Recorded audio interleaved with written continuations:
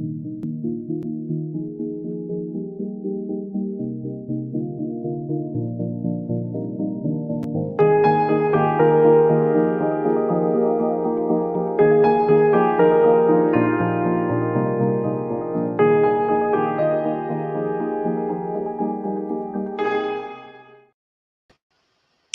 ladies and gentlemen. It's our program on IBM Pod TV about Ukraine, Russia, China. However, we are always in last programs concentrating on conflict, mildly put, between Russia and Ukraine. So it's now almost a month. In a few days, it will be a month since this horrible, how Russians call it, a special operation started. This includes absolutely indiscriminate shelling of civilian targets, killing innocent people, including women, children. And now there is a new activity of Russians. They're actually capturing people. For example, in the city of Mariupol, they've captured 52 people, most of them innocent civilians, women, children, older people. And they moved them to undisclosed location in Russia. And the only thing what's known that they've built a special collection camps, as they call them, where they have to sign papers to work for free for 3 years. This is a new type of slavery introduced by Russians. It's never happened before in the modern times, and it has to be heavily condemned by all the rest of the world. Because if that's a modus operandi of Russians, they can do the same thing in Moldova, in Baltic republics, in God forbid Poland, and wherever else. I don't think it will happen though, for several reasons. But at least another development is I just heard myself the sermon of the ruler of the Russian Orthodox Church, where he said that finally the day of reckoning has come, the Ukraine will be taken over, and next will come Moldova and Baltic republics, and the others will join Great Russia. So that would mean, as he is making it clear, a resurrection of Soviet Union. Although this time it could be called by different names, so it would be probably Great Russia or Great Russian Empire, or you can put your own version of the name for this new stuff. Hopefully it will not happen, but they are definitely trying very hard. So what is happening right now with the West and its reactions to what happened in Ukraine? First of all, there is a great continuous support, financial, um, the army essentials, including very sophisticated systems such as Stinger missiles, the of course Javelin systems, which are extremely effective, and they're doing a fantastic job. And Ukrainian fighters, they are very adept, and they're so quickly learn how to use the systems, and they are extremely effective, like nobody else before. So now American themselves understand what great systems they develop, because finally the right people are using them. Um, then we are talking about old Soviet-made systems C-300, which are capable actually of shooting not only airplanes but also the missiles up to 10,000 meters or probably even higher. And this is essentially, together with Stinger, that could close, in fact, airspace over the Ukraine that what Ukrainians were begging the West to help it with. I think they will do it right now with the sophisticated um, weapons. So this is a really a great development. Russians are not making any progress in any directions whatsoever. They are bombarding the cities, civilian targets.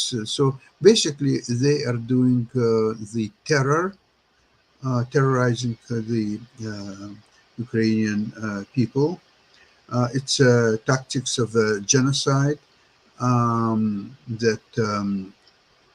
Well, the only times they were used was during Second World War, as far as I remember, at least in Europe, that's for sure.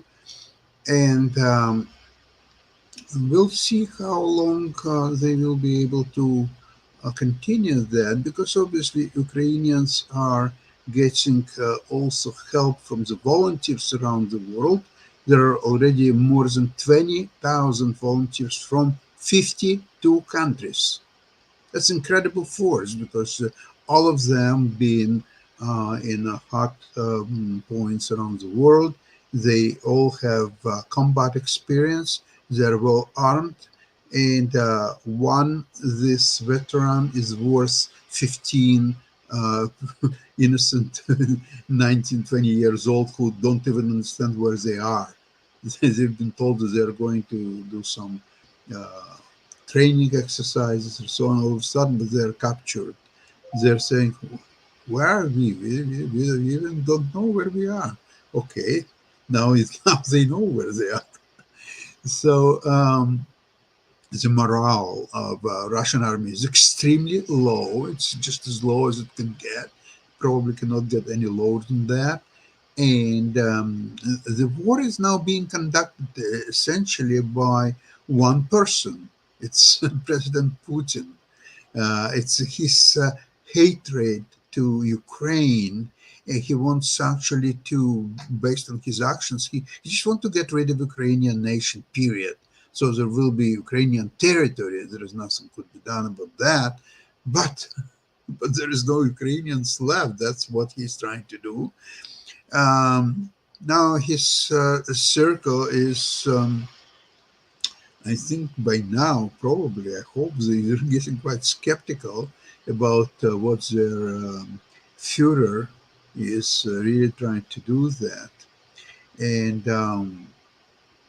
as I said in our programs before, the Putin is a very interesting case where he's combining two personalities.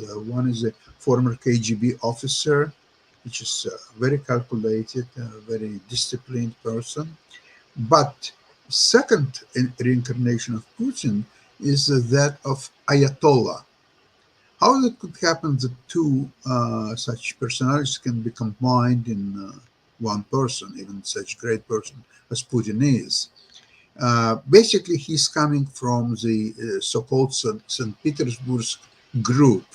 The group contains him and his close friends, who are, it's a kind of a mixture of KGB people, the financial operatives who are mercilessly stolen money from the Russian economy and became rich beyond any beliefs by doing that. And on the other hand, there was a group of Russian nationalists headed by the writer Prokhanov and philosopher, historian, scientist, and fascist Mr. Dugin. And while they were operating still while Soviet Union were still around, they continued going on through the 90s. And in the 2000s, while Putin and his St. Petersburg group, they were looking for a new ideology, so to put something on top of just steal and get rich modus operandi. They wanted to have some ideology to sell the people.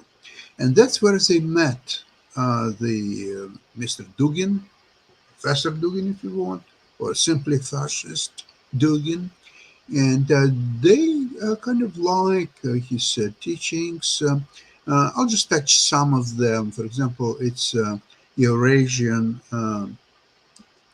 theory that goes into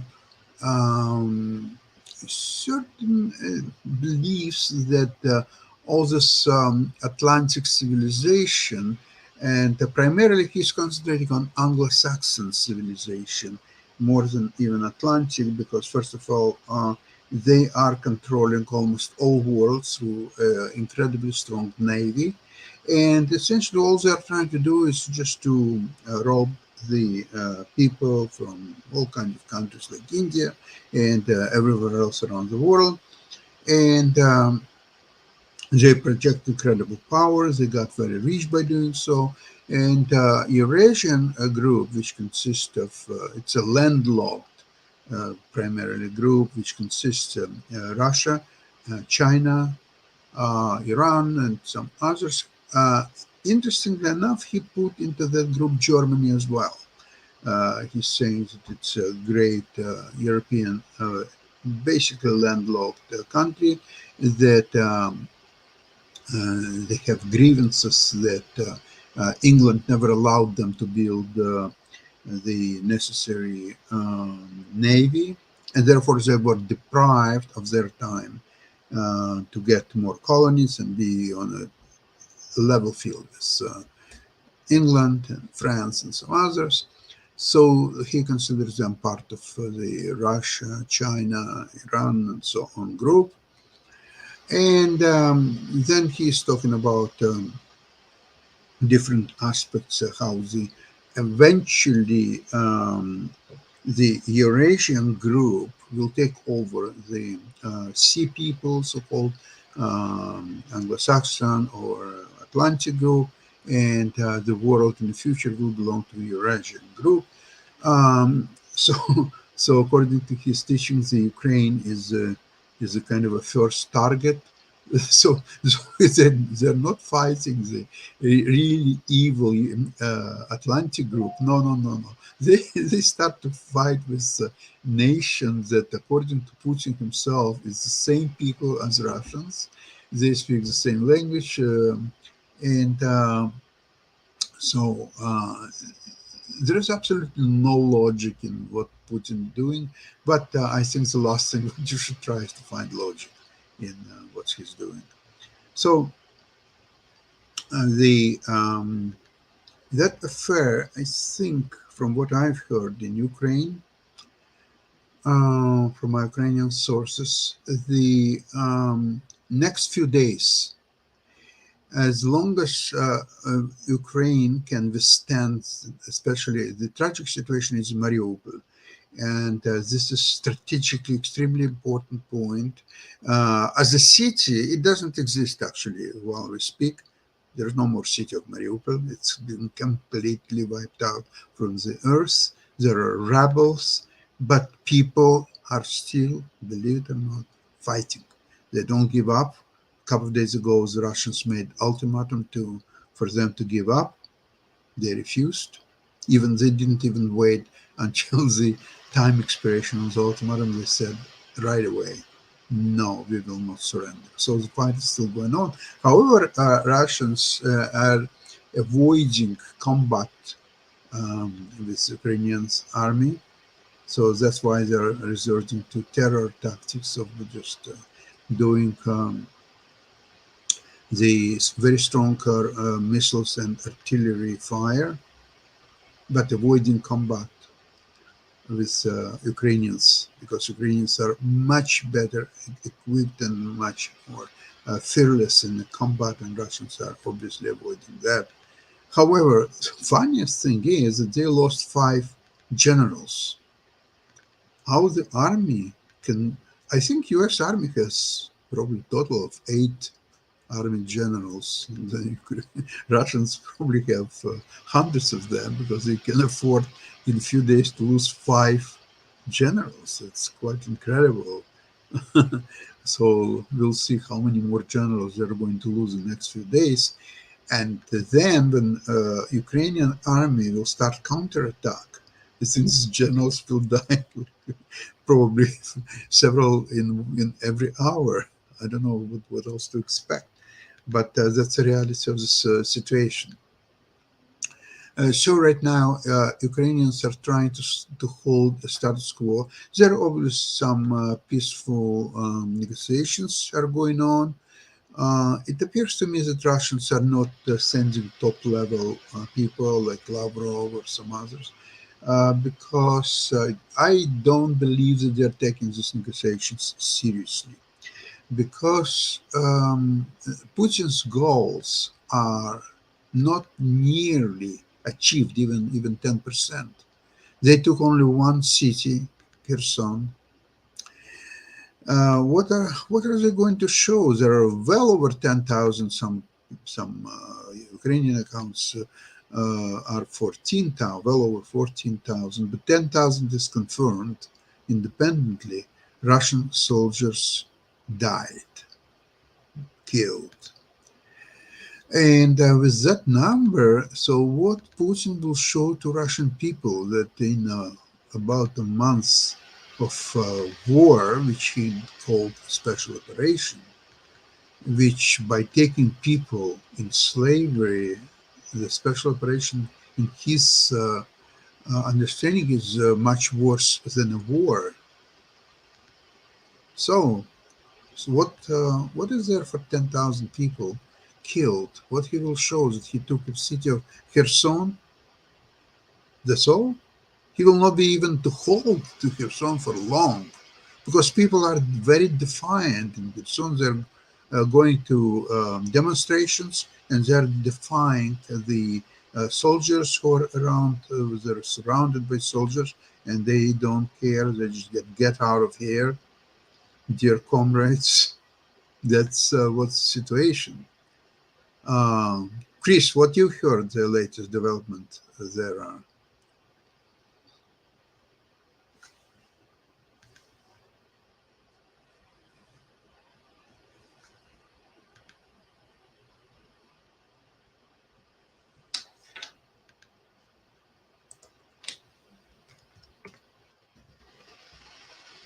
So Russia and China are jointly developing the hypersonic missiles. I had no idea about that. That the oh, by the way, the Army has 10 four-star generals, which basically is a general. So, yeah, you're right. You were actually right on that one. The U.S. Army has 10 four-star generals, um, which is good, man. It's good. you know a bunch about the U.S. military, which is neat. But so India is helping to develop that. Russia, they call it the BrahMos. BrahMos is what India is going to call it. And so I had no idea that they were doing joint development on that, which tends for me to believe that if India is working with Russia on that, is India abiding by the sanctions, or are they working with China and shipping, providing arms and effort and whatever else support to Russia? Although at this point, I think the only thing they're probably going to be able to provide them is probably coal, which they have plenty of in India. So other than that, and I think they probably have coal in Russia, that they're probably having the Ukrainians that they've captured and they shipped them out there. They're probably having them dig it right now for them. So that's also interesting news about them deporting individuals from Ukraine as slave labor in Russia. You know, Nick was talking about possibility of just getting the Ukrainian Air Force and going there and bomb Moscow. You remember, Sasha, that happened in World War II.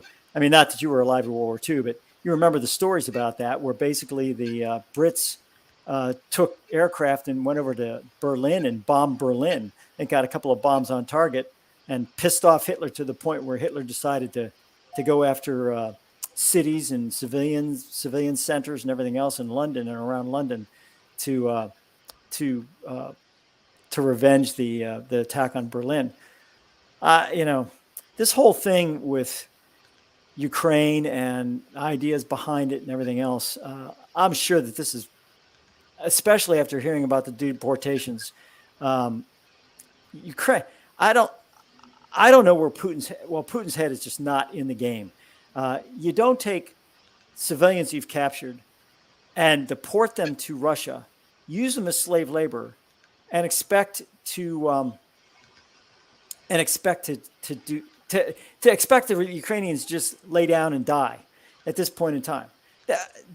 If that were the situation in the United States, where an invading country in the United States took people in the United States and put them into slave labor camps, the fighting would not just be more ruthless on the side of the the occupied country, but I mean, they're talking about like fighting to the death. And before it was just words, I think, fighting to the death type thing. But I think the Ukrainians are sitting back going, you know something, we're going to fight to the death, because I'm not going to get captured and sent to Russia to dig their coal. I'm going to die right here in my own country, fighting for it, to the last drop of my blood.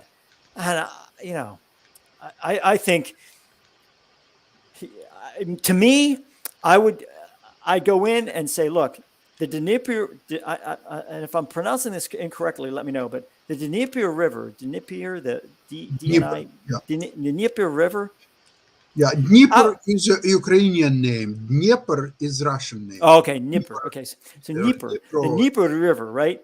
I would use that as a border. I'd use that and sit there and say, okay, look, Russia, you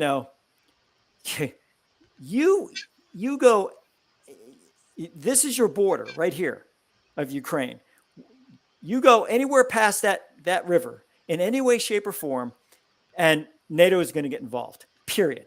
We're going to go in and we're going to push it back. We're going to use this as like the 38th parallel in Korea. If this is where the red line is, that river, and this is what's going to happen if you cross that river in any way, shape, or form. Sorry, Chris, I would strongly disagree with that. Sure, go ahead. Okay, I'll tell you why. So there is one country, Ukraine. Now, what you propose is that the part of Ukraine will be covered by NATO, but not the other part. Oh, I see. Yeah. How would you explain such a strategy? Yeah. Well, I mean, you push them back. Yeah, you're right. I mean, it's the old. You push them back this far, and then now you're going to push them back further, right? Because here's what happens. The people of Ukraine, the ones that are stuck on the east side, they're not going to be stuck on the east side. They're going to cross that river and go to the west side. So what you're going to have is like Berlin, you're going to have East-West Germany, where you're going to have the west side is going to be prosperous and just glorified. I mean, it's going to be great. And the east side is going to be junk. And all of a sudden, the Russians, the ones that sat back and were Russian speaking and they said, oh, we're part of Russia and all that stuff, they're suddenly going to see their countrymen over on this other side, and they're all prosperous. And they're going to sit there and say, hey, wait a minute, this is horse poop. Tear down this wall type thing. And they're going to, all of a sudden, it's going to end up where Russia's going to lose in the long run anyways. But you're right. Ukraine is Ukraine. By splitting it at the river, basically what you're doing is you're saying, we're willing to give up half our country to Russia, and we're not willing to do that. And so I mean, and again, I'm sitting over here in the United States. You've been over there. I'm sitting over in the United States thinking, okay, well, work this out, and maybe we can work this out this way or that way. But I don't live in Ukraine. If I were in the United States and you said to me, hey, Chris, why don't you take the Mississippi River and, everything east, you're going to give to Russia. I'd sit there and go, bull crap on that. No, we're not going to give east of the Mississippi. That's our country. We're going to fight it all the way through. So I definitely understand where you're coming from. I mean, I got it. I Well, mean, that's it's. I'm talking about geography of a country. I'm talking about the people, culture. Yeah. culture. But you know what's happening is what bothers me really is that Ukraine right now is alone fighting, although with the help from the West and US, but it's alone fighting third world war against Russia because it's obvious if he'll take over Ukraine, the next come. See, it's like when animal get first time he's feeling the blood of another animal, and he's becoming bloodthirsty. He needs Yeah. more and more blood. It's same thing with human beings. When you kill someone, uh, you cross certain step that it's possible. Oh, then it's not becoming only possible, it's becoming desirable. Now you want to kill more and more and more people. It's becoming your nature. You cannot live anymore without killing somebody.